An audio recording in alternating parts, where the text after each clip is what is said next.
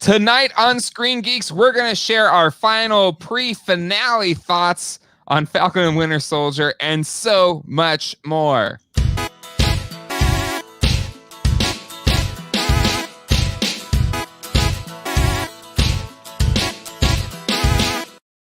Hello, everybody, and welcome to Screen Geeks, the weekly Geek Dad Life show where we talk about all the geeky things on screens. And with me, as always, for the past few Thursday nights, is Ralph Apple. How you doing, Ralph?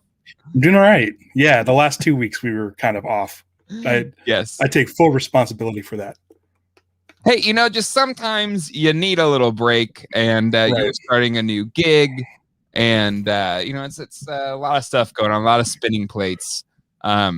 There's times where we take the week off, right? It's just for fun. We're our own boss here, so whatever we want. Yeah, I don't know if you watch my other podcast with Kevin. It's called All Right, Let's Do a Podcast. Right now I am my own boss because I quit the new gig. so it's like the last 2 weeks have just been like gnarly. So yeah, it's been a crazy 2 weeks personally. Yeah. Luckily I don't think we missed too much Screen Geeks wise. So a couple trailers came out. I didn't realize until you posted the link to this episode that we're going to see the finale of Falcon and Winter Soldier. That's tomorrow. Tomorrow's it. Done. Only no idea. Episodes. So okay, now I'm kind of bummed. Yes. We'll that's our main topic for today. A lot of other things going on this week that we'll touch on as well. Definitely want to check on the chat. Jay Griffiths is here finally. I know Jay's a big fan of Ralph's musings. So it's been a long 2 weeks. It's really been a long 2 weeks. Tree Shaker is here. Good to see you, Tree Shaker. Fellas, hello, Scott D. Coco's son, I've missed the past couple, but not tonight. Well, there you go. In all fairness to you, we've missed the last couple of Thursdays, so really, I think we haven't missed any. Colleen is in the house. And Riley Bob is here today as well. Howdly diddly doodly, everybody.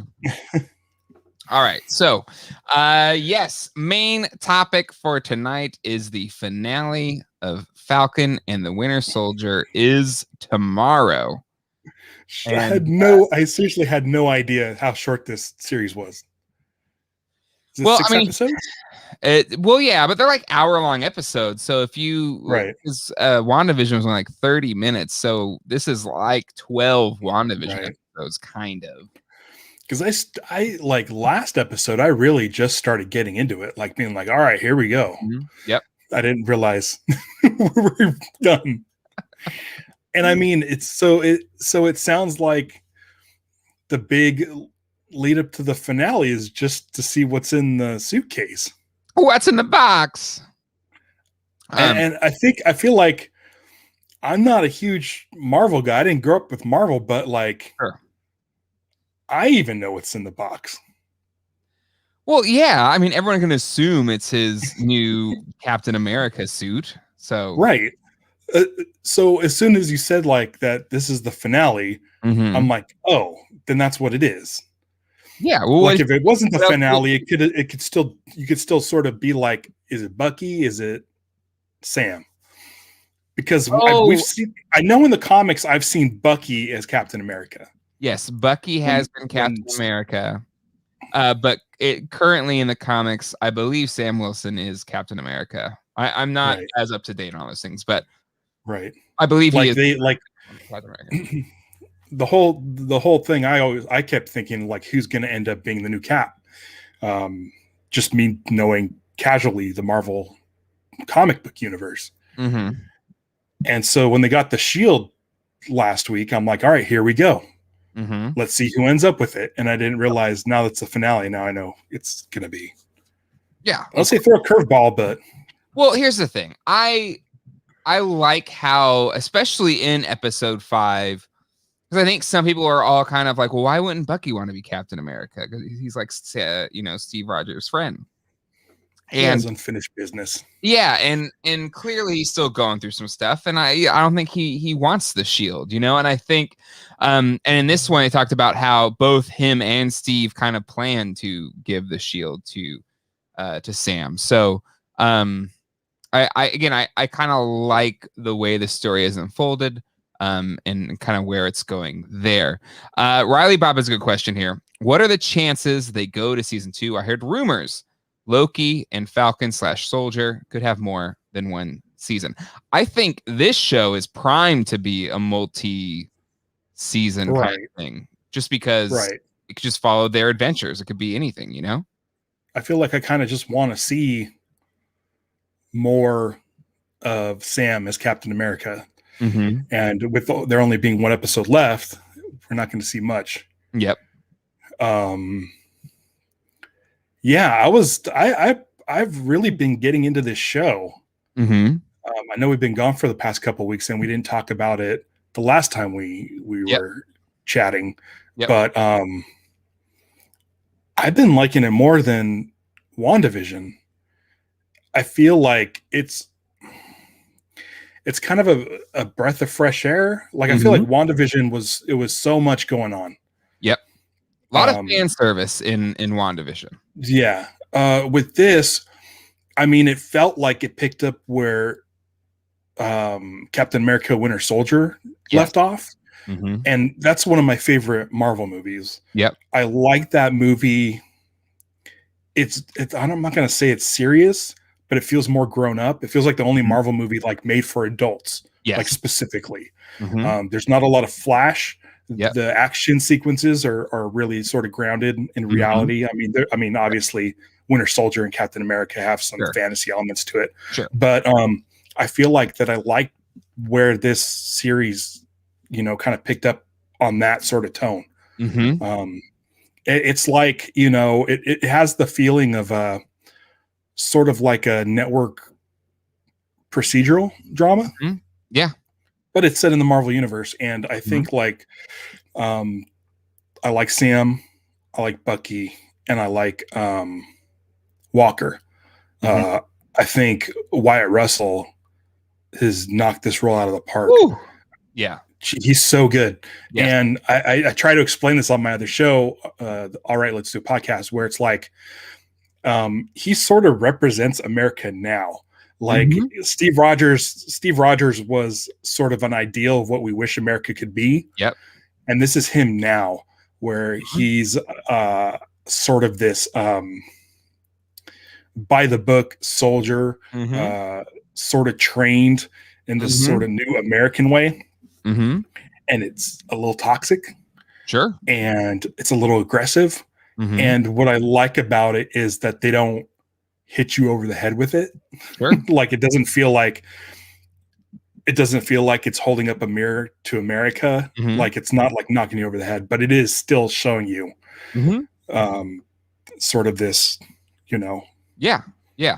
Whereas, you know, Steve Rogers is the ideal. Rarely does any human live up to the ideal of what be. And it's kind of the same thing as like the Superman kind of effect. You know, it's just the most idyllic version of humanity versus maybe a more realistic portrayal of humanity. Right. And what I like is when you see him in moments outside of the mission, he's really introspective. Yep. He wants to do things that are right. But he has a little bit of an entitlement. Like he feels like, I'm the new Captain America. You're supposed to, you know, sort of appreciate. I deserve this. I've done my time. Like this. Right.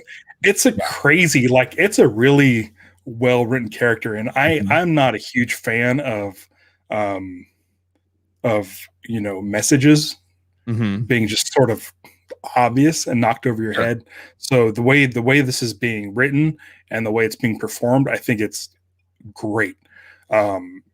His U.S. agent, I think that's his name, U.S. agent. Yes, U.S. agent is the character is like comics. Is like one of the greatest.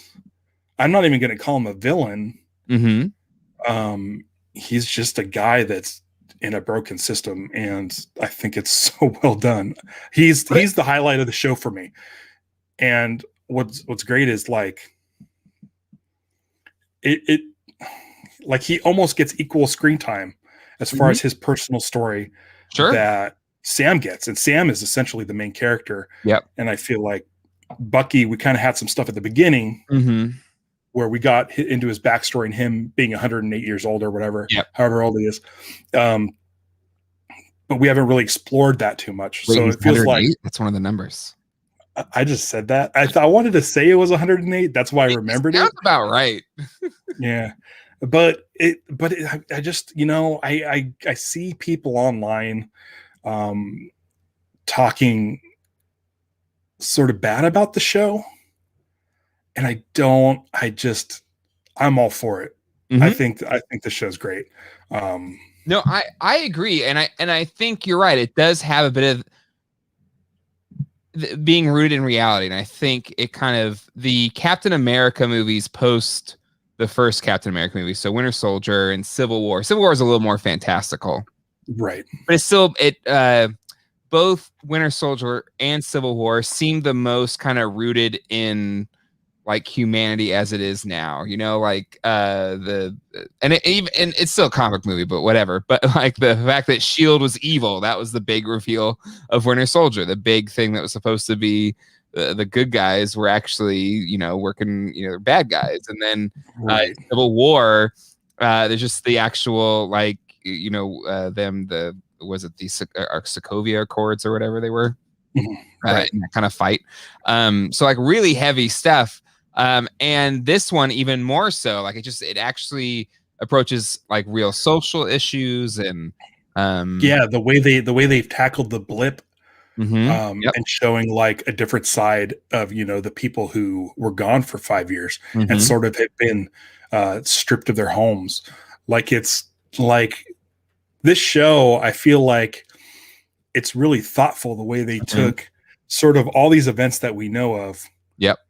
And sort of kind of gave, shed some light on some like weird, like nuanced stuff. You wouldn't think that. No, you would think this show was an action show. Yeah, but they're really tackling social issues using sort of the story stuff that they've already laid out. And the whole thing with the blip, like in the movies, it's like, oh, that's crazy. Everyone's was gone for 5 years, but the fact that they turned that into like this crazy sort of like underground resistance and how people are getting treated differently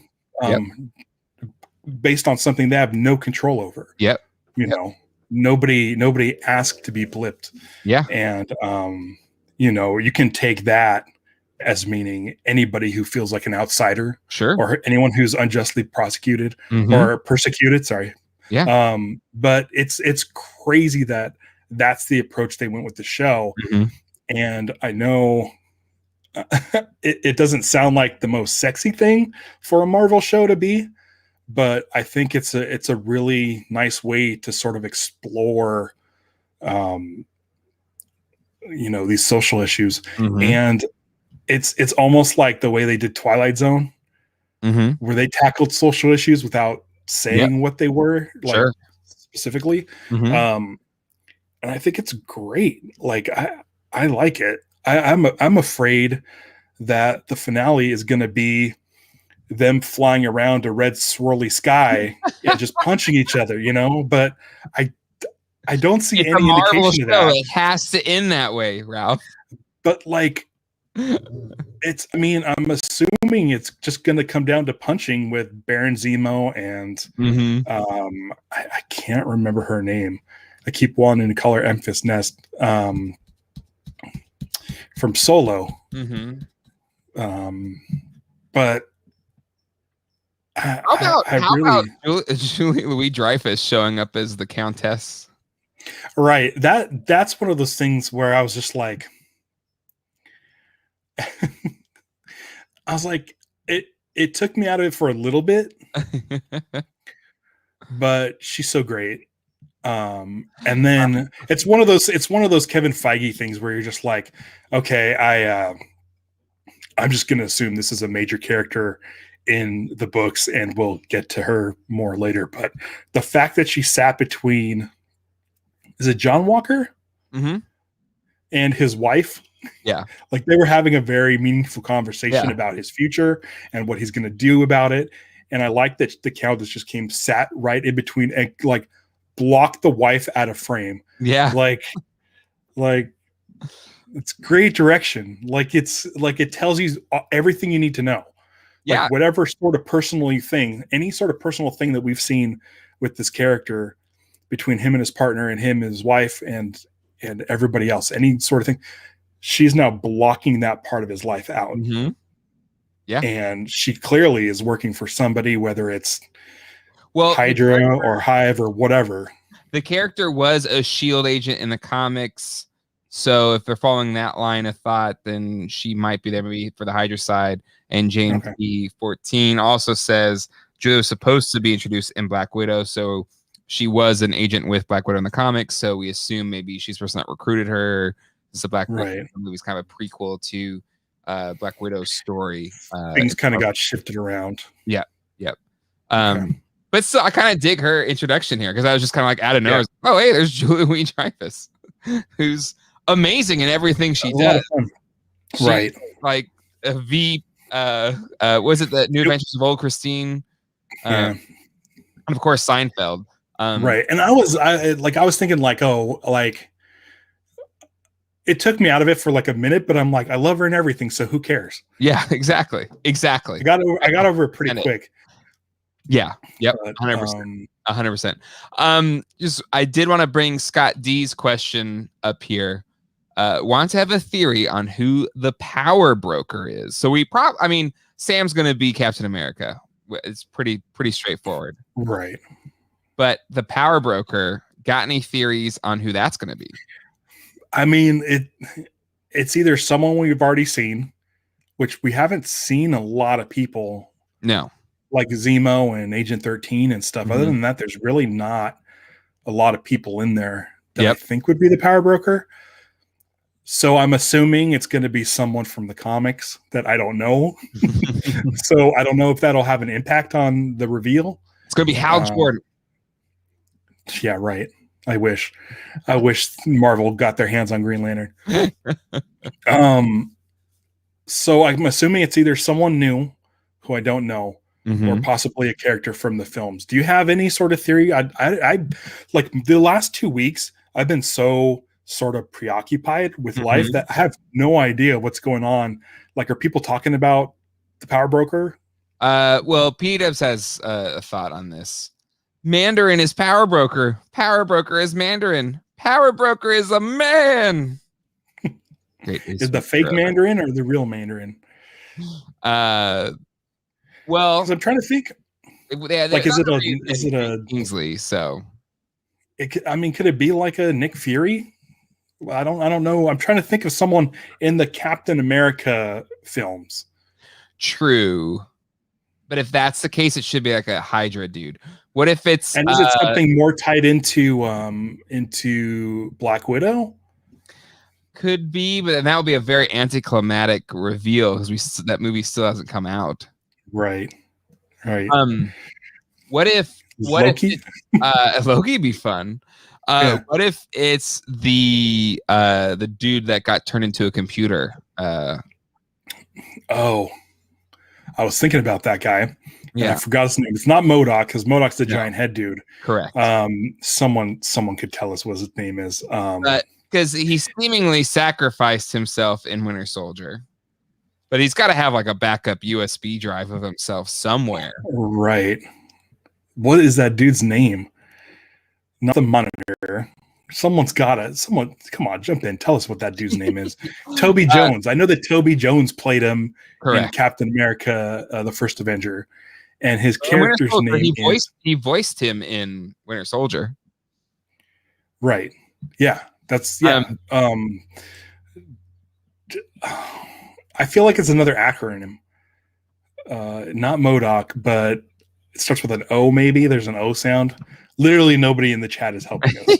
They're just leaving us hanging out to dry. Tree Shaker thinks that Julia Louis Dreyfus is the power broker because she were seeking the serum, and she's coming to John now because he's her only option. Zola Coulson, Agent Coulson. That'd be an interesting twist. But right. Zola is the. Well, that's what his character's name is, but that's the thing where he's in the computer. Yeah, I know. I don't know. Commodore 64. Oh, this is driving me nuts, you guys. Anywho, is it just Armin Zola? Is that it? Yeah, Armin Zola. What is the thing he becomes? He's just Armin Zola, but in a computer. That's it. Oh man, there's some computer guy in Marvel. There's some computer guy in Marvel. Do I have to go get my Marvel cards out? No, from 1991 or whenever that was. Apparently, those have become incredibly valuable if you want to make some quick cash. I think they have to be like graded. No, even binders. Like some dude was selling a binder for thousands of dollars.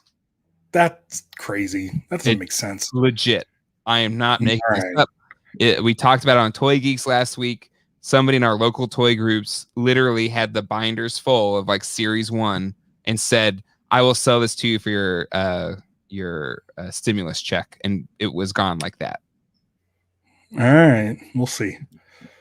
I want to get that new. I want to get that new Apple TV. They're making it. Is it a new Apple TV? Did I miss that? Yeah, it's the new 4K. It has like the M1 chip or whatever, but the new remote looks awesome. Is it as easily losable as the current remotes? Well, that's the problem. Is it's a new shape, and they put the Siri button on the side, so we're gonna have to find an all new like one of these.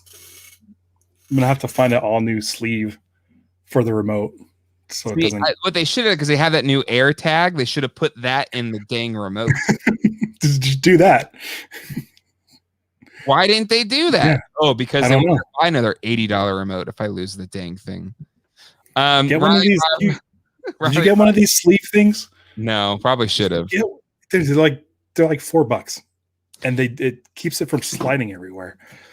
Damn, I knew my mom would be wrong one day when she made me get rid of all my Marvel cards. Again, they were worth nothing, but now they are worth a pretty penny. I have all the Marvel cards, all the holograms, all the DC cards, all the holograms. I don't know if the DC ones are worth anything, but the Marvel ones definitely are. Well, the Green Lantern hologram is worth $1 billion, and I'll never sell it. Agent Carter was a theory going around for Power Broker. How? I don't know. Hold on. Here we go. Are we going to see a middle-aged Steve Rogers? He's old. He's old. He's an old man.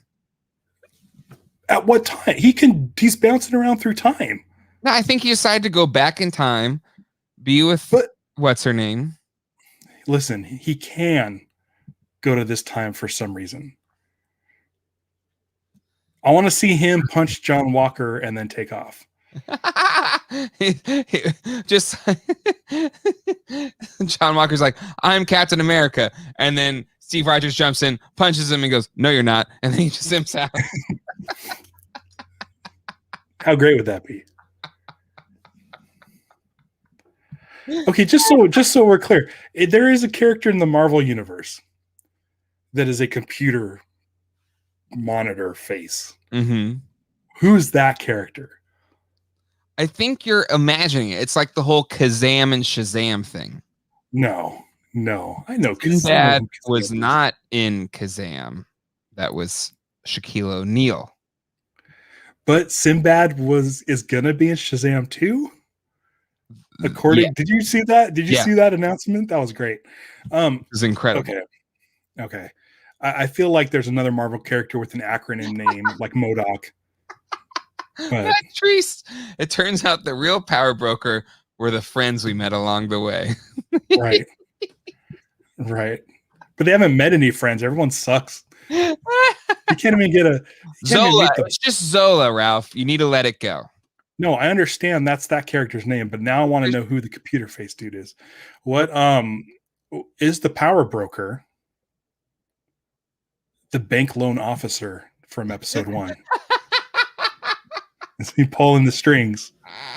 That freaking guy. I want Captain America to show up and punch him.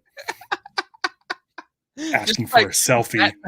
That's the Deus Ex Machina to like the show. He just shows up and fixes everything real quick and then just gone.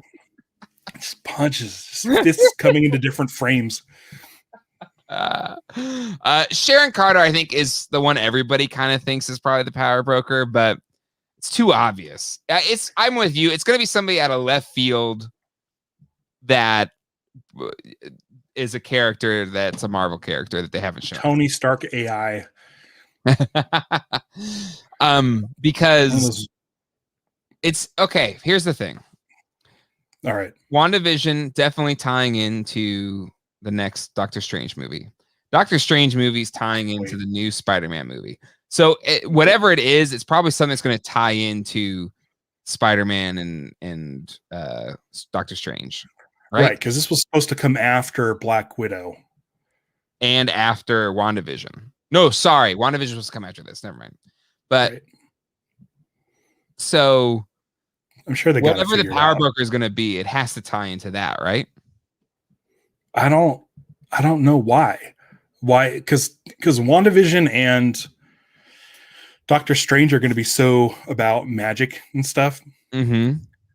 I don't know. So who in the Spider-Man then universe could it be?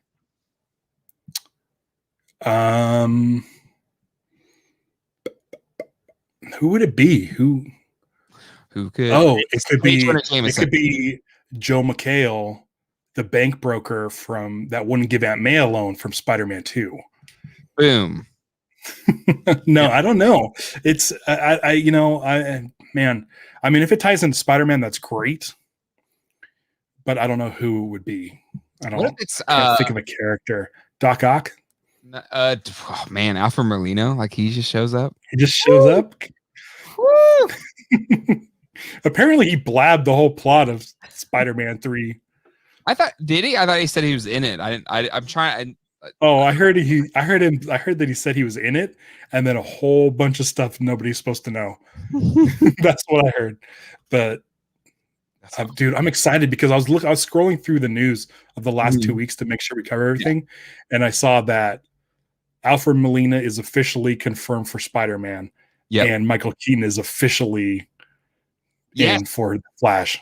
For the Flash, that was confirmed. Michael Keaton, Bruce Wayne. Michael Keaton is the power broker. Oh my gosh! It ends with a shot of Vulture face to face with Batman.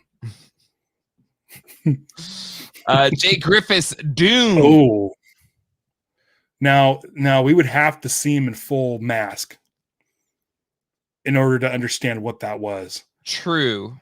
Or we could see a desk with a nameplate that says Victor Von Doom on the desk. Mm-hmm. Dude, if they tie this into Fantastic Four, that would be great. Wouldn't that be amazing? Yeah.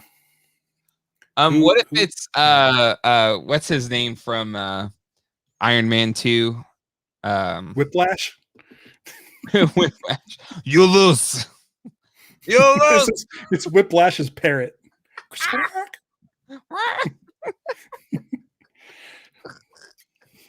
a deal. No. Who Iron Man 2? Sam Rockwell. I don't remember his name. Sam Rockwell. Yeah. Or what if it's Sam Rockwell from TMNT? Oh. Well, he's taking over the Foot Clan. We're family. Oh, this guy here, a family. I think that was one line, and the other one was menthol or regular. Wasn't that his line, or was that somebody else? I don't remember. I love that movie. Justin Hammer. Thank you. Thank you. We're bad nerds tonight. Bad geeks. I hope they tie Blade into Marvel. Blade is the power broker? It's the new Wolverine. The new Wolverine is the power broker.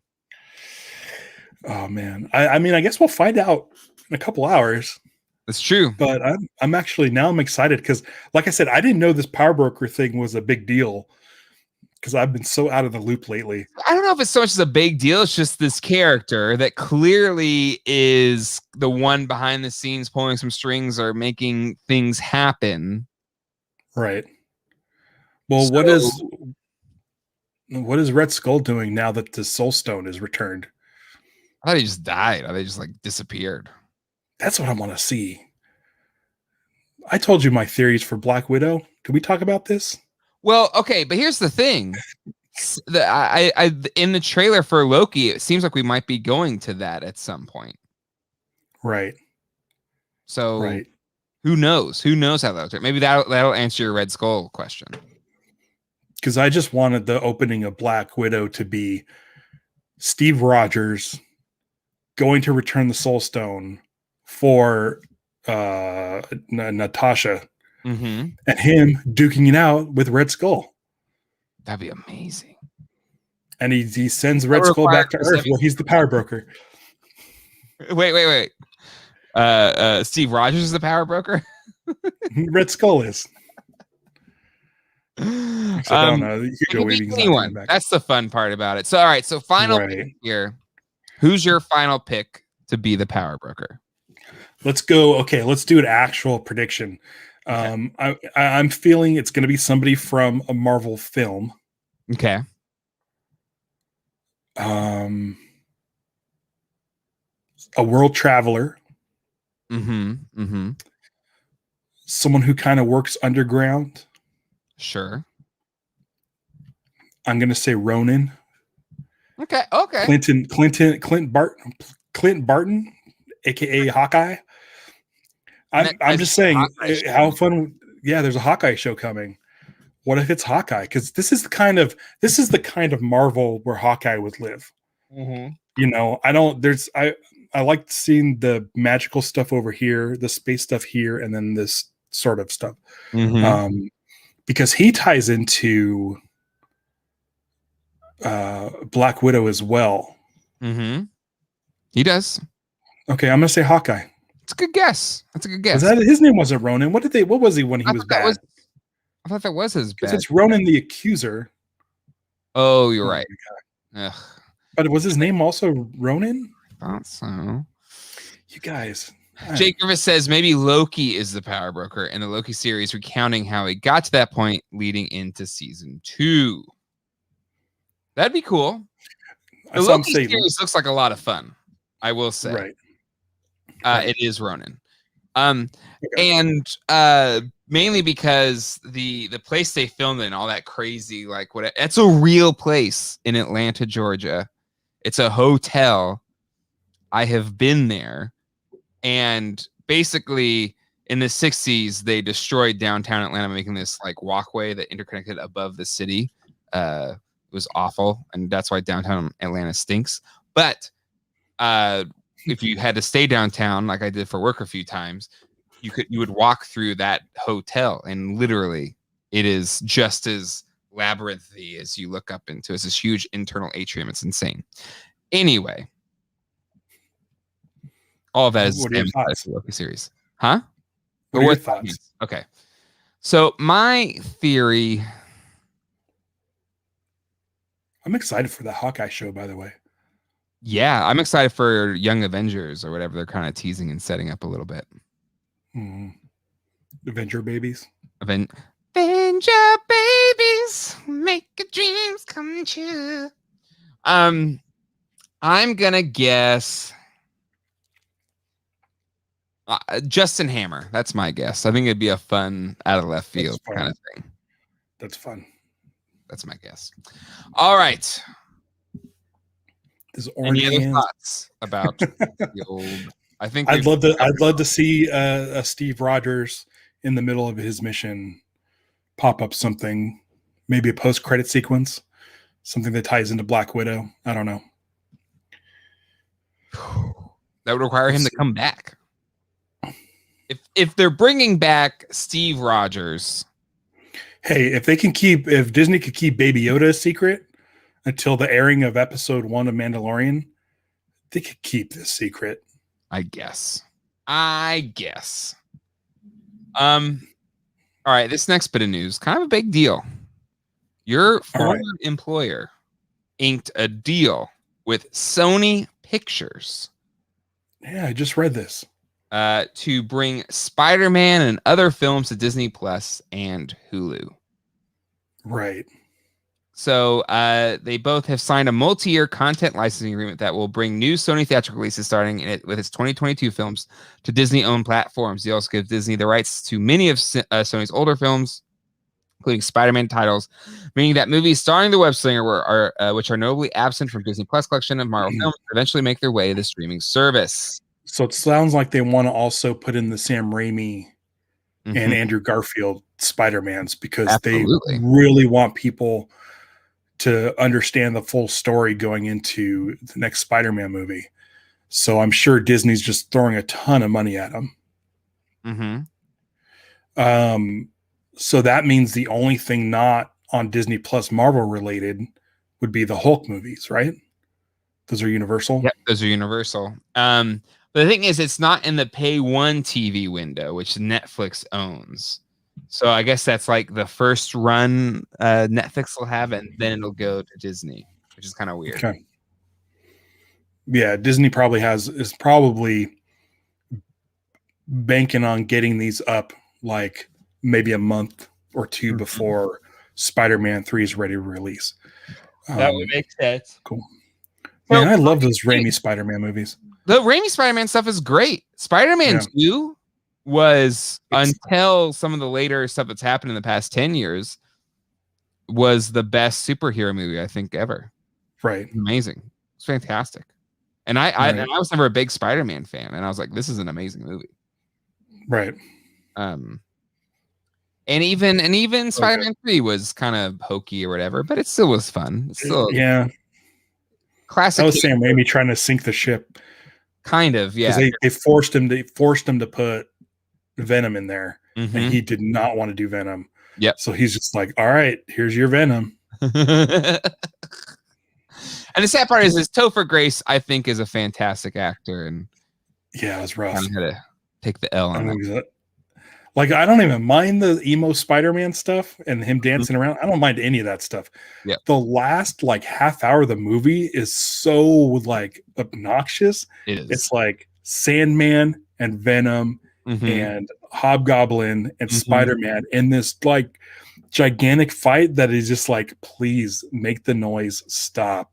It's so much. It's way too much. It's way too much. And the thing is, all I remember of it is that it was just stupid, or it was so over the top, and I don't remember anything else. Like Sandman, I think, became a good guy, and Hobgoblin became a good guy, and they were just fighting Venom, who was it was bad news. Spider-Man 3 is a little bit of a misstep. And then moving on to another streaming service, HBO Max gains 3 million subscribers in Q1. Times 15. Times $15 a month.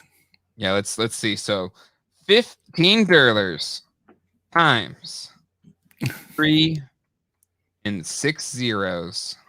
And the opening weekend for Godzilla vs. Kong made something like 43 million, considering people could watch it at home.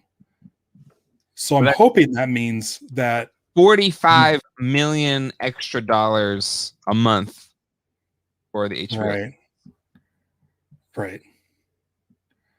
So they're doing all right. Make more Godzilla movies, please. That's what I want. Okay, so Destroy All Monsters. Let's do that one next.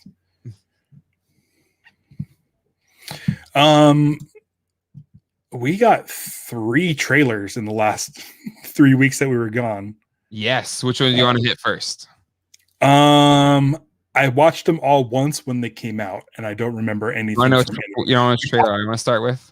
We talked about Loki for a little bit. We did, but I want to talk about this trailer first. Ted Lasso season 2, baby. I wrote that down too. I am so excited. Really pumped for season 2. Apparently, because season 1 was, and I can't really play it with audio because there's a Queen song in it, which I know will shut down this channel really fast. But really excited for the return of Ted Lasso. July 23rd. July 23rd. It'll be here months before we know it. Ralph, my question to you is, can season 2 even remotely live up to how fantastic season 1 was? I don't think so, but I'm hoping it doesn't jump the shark. I'm hoping it doesn't, like, I hope it's the same tone. Mm-hmm. I'm hoping it's just more the same. It's impossible. So I've watched season 1 twice. Mm-hmm. My only issue is I don't know. Does Apple Plus, because I watched Ted Lasso after it was fully out. Mm-hmm. Does Apple Plus release their stuff weekly? Yep. Okay, so this is going to be an issue. It's going to be tough. I'm a big fan. I'm a big fan of the weekly releases, but I watched Ted Lasso like 2 times over the course of a total of like, I don't know, like 6 days. Yeah. Like it took me like 3 days to watch it the first time I watched it. Then we watched it again over the course of another 3 days. It's so watchable. That's going to be tough. Yeah, it's going to be real tough. I started watching it episode 2 or 3 had released. And really it was I work from home, so I like to watch something during my lunch break. And so with Colleen, I try to find things to watch that she doesn't want to watch, so that way I can watch something new. And so I was like, oh, Ted Lasso. Okay, I'll watch this. And so I just started watching. I was like, this is amazing. And then Colleen, as she was walking by or whatever, she would watch a little bit of it. And she was like, and then all of a sudden she was like sitting with me and watching it like halfway through or whatever. And she's like, this is really good. And I was like, I know, I've been saying it's really good. And then we went back and watched it again, and we watched it with her family. And did she start watching Invincible? I showed her the first episode, and that was it. That's all she did. I don't think she was really that into it. Okay. I'm sorry. Because that show's really good. That show's really, really good. So Ted Lasso's 10 episodes season 1. This season's supposed to be 20 episodes. Oh shoot, really? Yeah. Or double 20 weeks of it? 20 weeks. That's a long. It's like a network TV show. I really hope it doesn't like, oh, people love the show, so let's start amping it up. I know. Just keep going at the same level. I don't need you being more funny or clever, or I just need these characters to be the characters I love and don't stray from. I don't know. I'm anxious about it. Colleen's, why is it not let me do that? Oh, anyway, that's not true. I just wasn't home last week, so I missed out on TV watch time. Okay, all right, okay. Well, you still have like 6 episodes to watch. Jake River says, speaking of Godzilla, Kaiju podcast got me out here ordering the classic movies. Awesome. They're great. If you go to kaijupod.com, Jorge and I have a collected a combined top 5 list. These are the 5 kaiju movies that we both decided are 1 through 5. Okay. So if you ever feel like if you're like, oh, I wanna watch a movie, an old Godzilla movie, check those out. Those are the ones that you'll fall in love with. The ones that we thought were great. So, and if you want any recommendations, just hit me up. Chances are I'll just tell you to watch Frankenstein Conquers the World, because that movie is amazing. All right. I'm telling you right now, watch Frankenstein Conquers the World. It opens in Nazi Germany, where they have the Frankenstein monster, the heart, in a case. And then this Nazi place gets hit by a nuclear bomb. So figure it out. All right. Okay. Frankenstein becomes Godzilla. It's radioactive. Oh, okay. It's a giant Frankenstein that like throws tanks and stuff. Dude, Frankenstein Conquers the World. I cannot stress this enough. Is probably the biggest surprise that me and Jorge ever had on the Kaiju podcast. All right. Okay. I'm telling you. Even if you want to do a search right now, just type in Frankenstein Conquers the World. do a Google image search and just look at this amazing dude. Frankenstein conquers the world. Conquers the world. He reminds me of the Frankenstein monster in what was the Power Rangers. There's like a rapping Frankenstein. His bolts from his necks were like nunchucks. So listen, find it. It's on the internet for free. Is it on the YouTubes or something like that? Yeah, it's everywhere. Look at that dude. He looks like Chaka. He's gigantic. Right. It's awesome. Cool. Okay. All right, back to Ted Lasso. Okay. Probably homesick. Closest thing you can find to a Dodge Ram. So really excited, Ted Lasso. Looks fun. Excited to be for that one. All right, what other trailers? Loki, cool. I'm excited about it. I love Owen Wilson. So oh yes, absolutely. That's like a major selling point for me. Mm-hmm. And then it looks like it's going to be, sort of mind-bendy, crazy. Yes. It looks so cool, which is fun. I'm not the biggest Loki fan. No, but it's exciting. We're going to see Thor. Is Thor going to be in it? He should. I feel like if Chris Hemsworth is going to be in Jay and Silent Bob reboot, he can find time to be in this Loki show. So this place is real. You can go see it. It's a legit place in Atlanta. With those statues?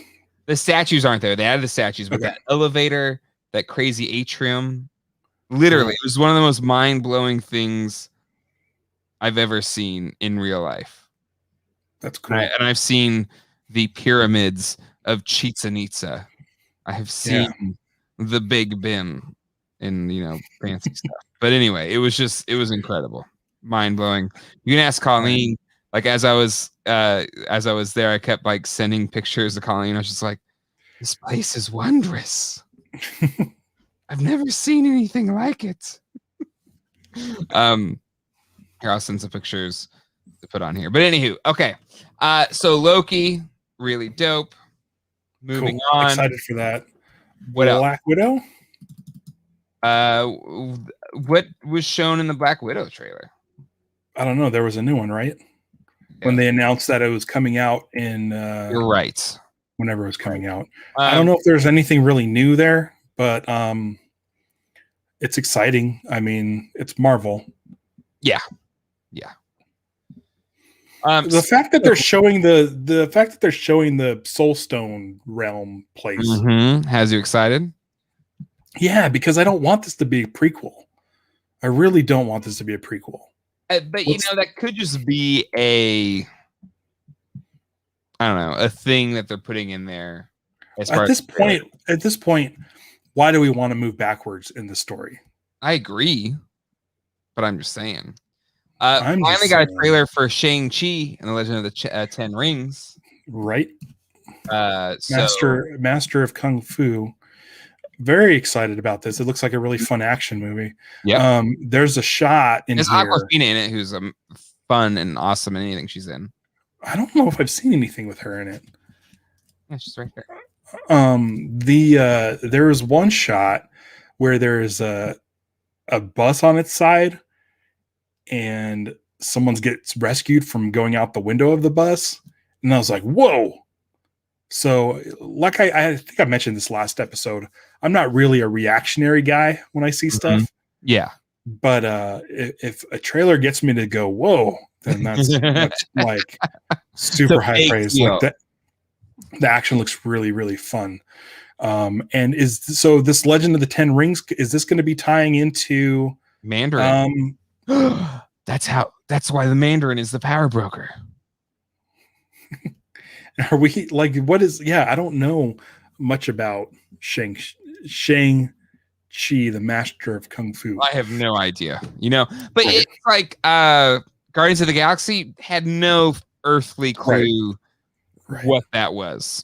But this looks like a really fun Kung Fu movie. I'm all for it. It looks great. 9/3/2021. Tree Shaker says, I hope there's some kind of kung fu references in it. That David Carradine's series is amazing. Well, there's a kung fu series on the CW. I only know because Colleen watches Nancy Drew, and kung fu is on before Nancy Drew. Colleen, watch Invincible, not Nancy Drew. She loves those types of shows, so that's like her jam. Right. Like, I know. If it's anything within the supernatural TV show kind of realm, she's in. And Nancy Drew is very supernatural. I guess there's a lot of ghosts and stuff, which I don't remember being part of the book. I don't know. Oh, maybe Mephisto is the power broker. Oh my God, that's a good one. Nothing came of that. Nothing came of that. I tip my hat. That was a good one. I like that. Oh my God, that's a thing. I think that's another reason why I've been enjoying Falcon and Winter Soldier. Is I don't hear all the speculation. So it's like I feel like, oh, I can just watch this story and let the creators present this story how they want to present it without getting my hopes up for something else. But so help me God, if I see a red swirly sky, I'm gonna lose it. There's a chance. I'm gonna lose it. Okay. I talked about this on right the channel already, but what was your thoughts on the introduction of the mini puffs? So this got me to watch Ghostbusters and Ghostbusters 2. And today I watched Evolution. It made me happy. Like, it's not like I don't care about people saying, oh, it's like everything's got to be cute version of nostalgia and stuff. Like, I mean, we're pretty demented little characters, by the way. Right. Look at the Stay Puft Marshmallow Man and Slimer are like the two most iconic things from Ghostbusters. Yes. And so, of course, you would want to do something with that. Yeah. My only thing is that, I mean, have you heard? I mean, I'm sure you have. Have people complained that he's not wearing the sort of collar? That the little guys aren't wearing the... I haven't heard many complaints about that. Yeah. I think it's weird because they have the hat. Yes. And the logo on the package has the hat and the collar. Yeah. Maybe they're just like, that's going too far. It's like making them more mischievous. Yeah, I watched an episode of Muppet Show today with Crystal Gale, and someone stole the collar around Kermit's neck, and he freaked out because he was naked. So this makes it look like they're naked, which makes them more mischievous seeming. Dude, I got to tell you, I loved it because, you know, Ghostbusters is rad, but what really got me pumped was the music. And if this is the music from the movie and they're going with that Elmer Bernstein sound, like that made me so much more excited about the movie than the actual, the mini marshmallows. Like, it's like, I got the Ghostbusters album over the weekend, the double LP, and that score is like probably my favorite score to a comedy of all time, easily. Yeah, Ghostbusters 2 does not have that music, and it really bums me out. And it should be in there. We've talked about it on the show before. Somebody has to do a fan edit with the Bernstein score, but Ghostbusters 2. Right. I have a friend who did a fan edit of Ghostbusters 1 using the original Bernstein cues that were taken out. Like, really interesting. Yeah, the ones that were like kind of replaced with the boxcar, but what's the cleaning up the town? Who are those guys? The bellhops? Yeah. But they put the original Bernstein music back in that. Oh, that crazy instead song. Of and instead of the song Magic, like they did that crazy song, like they put all that stuff back in. But But I mean, that's all fine. But I want put the Bernstein Ghostbusters score 2. Ghostbusters 2, and tell me Yeah. that movie doesn't go up 15, 20 points for everybody. I was telling you that like I think it was after Three Amigos, Bernstein didn't want to be associated with just comedies anymore. I didn't realize that. That's terrible. And so he didn't do Ghostbusters 2, which is insane. But I told you, I'm like, imagine if Elfman stepped in, because it would have been right between Scrooged and Batman. And it would be like the perfect. Well, he was in Ghostbusters 2. He did. Flesh and Blood. Boingo. Flesh and Blood. Oingo boingo. Right. Here's my quiz. When was that song played in Ghostbusters 2? I was listening for it. I could not find it. You couldn't find it? Oh, no, is it when they meet Bobby Brown? Nope. They play the On Our Own when they meet Bobby Brown. I know. It was a joke. Speaking of Bobby Brown, do you watch The Masked Singer? No, is he on it right now? He just got revealed yesterday. Oh, okay. So sorry, anyone who watches that show. Does he lose, or like I don't get the game? Yeah, kind of the game. I mean, listen. If you want to watch a really bizarre, stupid, fun show with your family, watch The Masked Singer. Because the whole thing is, it's just a guessing game. So these people come out and sing, but they're covered from head to toe. Yeah. And the panel is just trying to guess who they are. So the whole thing is, it's like a big review. Every episode, they get rid of one person. They have to take their mask off. And you're super excited to see who it is. Because I was thinking, once they guess who it is, then they're out of the game. They take their mask off.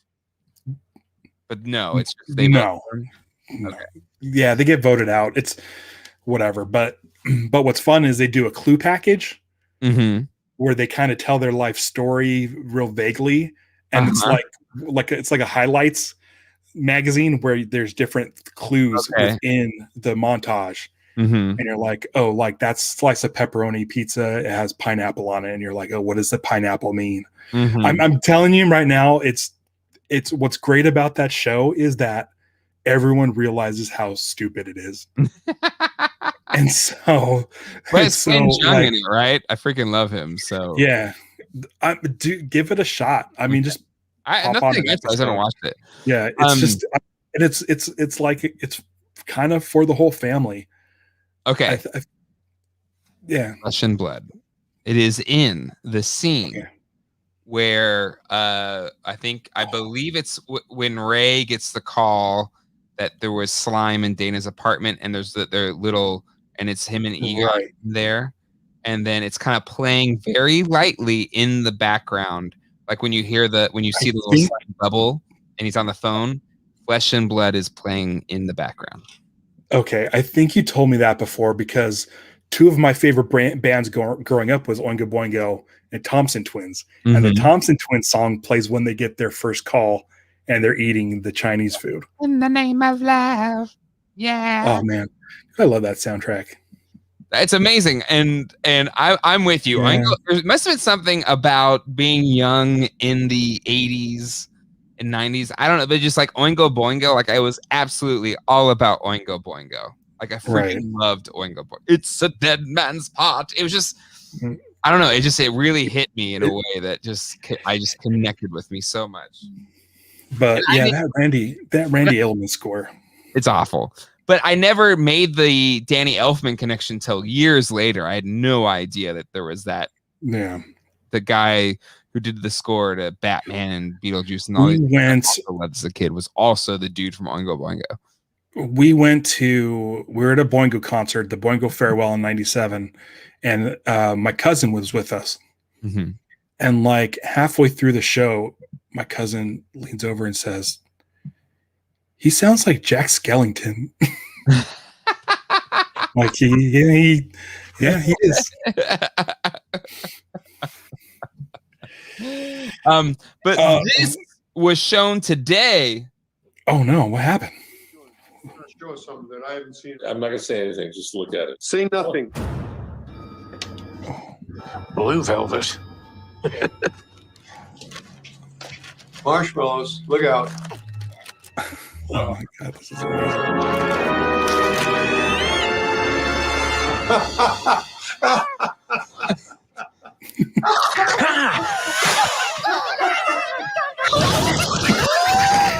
So Bill Murray. It brings me so much joy.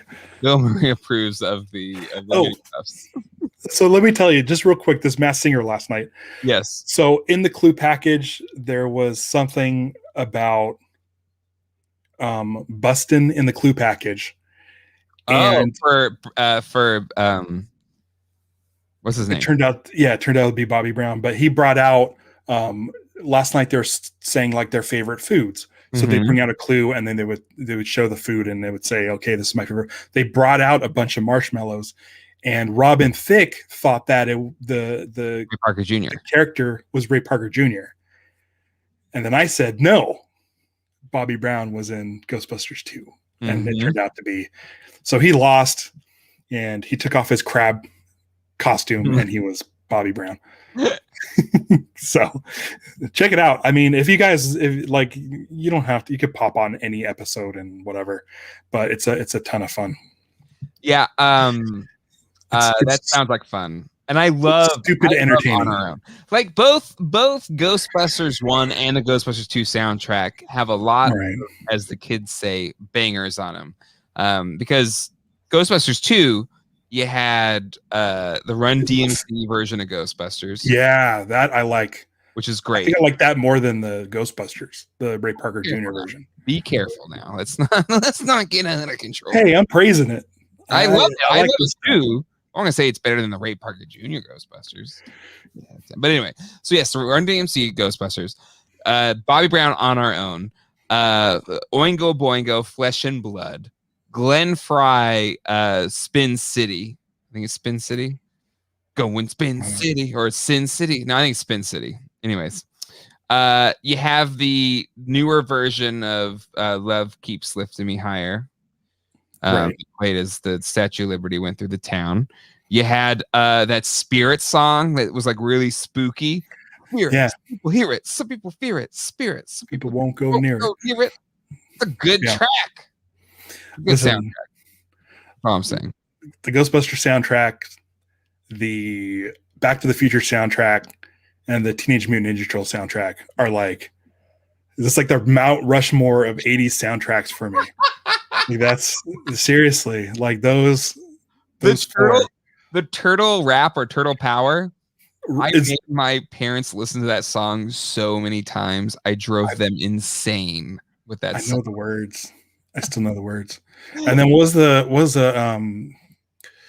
oh shoot, the music video I taped off of MTV and kept on watching the other song by Tektronix. I'm vaguely remembering this. All I remember was, what's the line about April? Give me a quarter. I need to. Yeah. Give me a quarter. April O'Neil, get on this case. You better hurry up. There's no time to waste. Right. And my one problem with that song, though, Turtle Power, TURTLE Power, was they said Raphael is the leader, and I was like, sorry. Leonardo's the leader. You didn't do your research. Right. Maybe they watched the movie or like, because Raphael is kind of like the main turtle character in the movie. I love Raphael. Raphael's my dude. Same here. Like same. For me, it's like Raphael. As an adult, I like Raphael. As a kid, I feel like every kid loved Michelangelo. Or there's just like, I like Donatello. Well, I like Donatello in the video game. I like the arcade game. I like Donatello as well. Right. But again, as an adult, I love them all. I love all the quotes. Yeah, we're adults. Right. Jay Griffin says, in some iterations, Raph is leader. Yes, I know, Jay, but I'm just saying in the 1990 Turtle movie in which... When you're 10 years old or whatever. As I'm a kid... Yeah, what are you, 5? To the cassette tape was around there, 5, 6. I just remember like, that Raph isn't the leader. These guys researched the topic. Anyway. On that note, Ralph, leader transformed from the norm. by the nuclear goop. Okay. Can I just say one more thing? Sure. I mentioned that I watched Evolution again today. Evolution is awesome. Listen, everybody, watch Evolution. Okay, I'm done.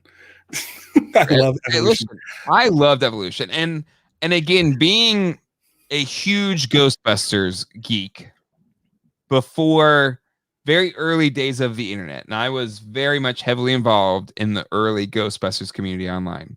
Oh, okay. Mr. Fancy Pants. Do you have a picture on your Instagram page No, where it's you're just like 7 years old with a Ghostbusters shirt on? no, Did you see that? I did. Yeah. I did. But that's what was so great about getting the internet for the first time. And I remember like in 1997, I didn't even have the internet yet, but a friend of mine did. And he showed me, he was just like, dude, you can find all this stuff about Ghostbusters on there. And I was just like, and like literally we have like a sleepover at my, you know, I remember like your childhood friends' first and last names. So his name's Manoli Yannakakis, Greek gentleman. Manoli.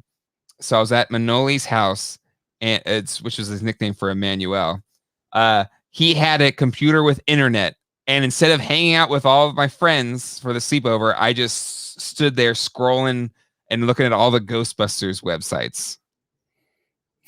Which there's probably like 3 or 4. That's all you did? 3 or 4? Yeah. Come on, that was like going to the library and just crazy, the Ghostbusters section. It was, but I'm just saying, look at now. I know it's Compared to now, that's crazy. But so when Evolution, the second I saw the Evolution poster, and it was just the guy, the alien with the 3 eyes, I was like, dude, they're doing the Ghostbusters thing. That's how they did the Ghostbusters promo. And then you see it was, you know, as Ivan Reitman, and it was just like, oh my god. And but I loved your take on it when we were talking about the other, was it yesterday, whatever it was.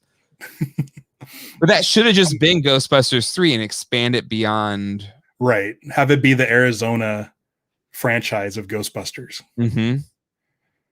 And even keep it as a meteor, like a meteorite. Mm-hmm. Like have the Ghostbusters tackle something just besides ghosts. Like, hey, listen, like I know it's not ghost, but I mean, who else are you going to call for this situation? Anyway, I don't know if I'll watch Answer the Call before. You know what? I might though. I think it's I enjoyed that movie in the theaters. I just like the concept of Ghostbusters, and I feel like they should have been making Ghostbusters movies since 1990 or 1989. Just if you can't get the cast, like it's perfect to set up franchises. Mm-hmm. Like follow a group of 4 people who get a franchise kit from Ghostbusters headquarters. Yeah. I agree. And that was the whole, because I remember at the time, like again, 1997, Manoli Yannakakis' house.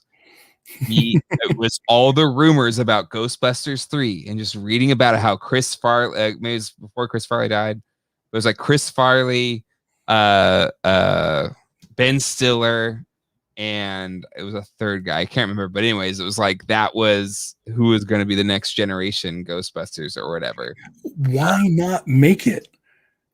I know. It's the easiest thing to do. They could make 1 million James Bond movies. Why can't they make 1 million Ghostbusters movies? But you don't need the same cast. For me, Answer the Call, I thought was a really funny movie. But its biggest sin was that it just rebooted the universe. When, to your point, have that be Ghostbusters Chicago or something. Like just have it in a different town and let it all exist within the same universe. That would have been so much more fun. Right. And then you had the OG Ghostbusters show up, which is maybe what they're gonna do with this movie. But I feel bad for how much that movie is maligned when I thought it was a funny movie. Right. I enjoyed it. I didn't erasing over everything from the other movies, I think sullied it. But I still enjoy the movie. I laughed. I enjoyed it in the movies. Yeah. And I just want to let you know. Yes.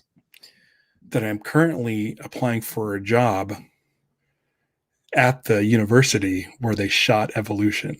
Just letting you know. Just letting you know. Yes.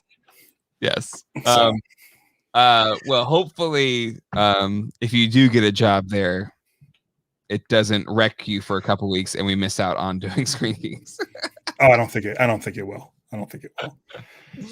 Oh man. All right. Well, on that note, it's great to have you back here, Ralph. It's good to be Right. here chatting screen geekery with you. And to everyone in the chat, Riley, Bob, Jay, Colleen. Well, not really Colleen. I take that back. Oh, Fox, Colleen. Man, that picture. Colleen posted a picture of Alex. Alex. Yes. He literally looks like you and Colleen, like exactly both of you. Yeah. I can't tell who he looks like more. It's exact carbon copy. There was a time. And Zach, I think looks more like you, or maybe he's the To same. me, too. it just depends. Sometimes Zach looks just like Colleen to me, and sometimes he looks like me. Genes are weird, man. But It's really weird. yeah, right. It is. Yeah. Postum says, "What time is the episode coming out?" It's at 12:01 for Falcon Winter Soldier.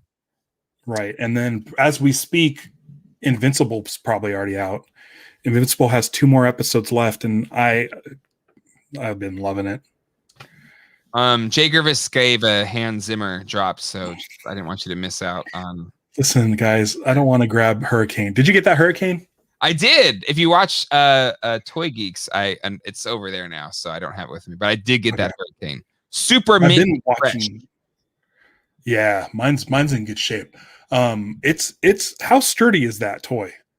Pretty sturdy. Like, sturdy. Yeah, toy. I mean, you got to realize it's a brick. Like, it's not going to break. Just wait. You're gonna break it. You're going to break it. You're Okay, gonna. well, All hopefully, right, if I do break it, it's on air. Riley Button says it well. Riley Bob says it well. Hit the like Let's get out button. of here. See everybody on Sunday. Yes, Toy Geeks Sunday. Screen Geeks will be back next week. Until then, maybe what? Oh, I was going to say maybe we'll talk about Mortal Kombat. Mortal Kombat this weekend. HBO Max. Yep. There be square. All right, that is it. We'll see you all until then.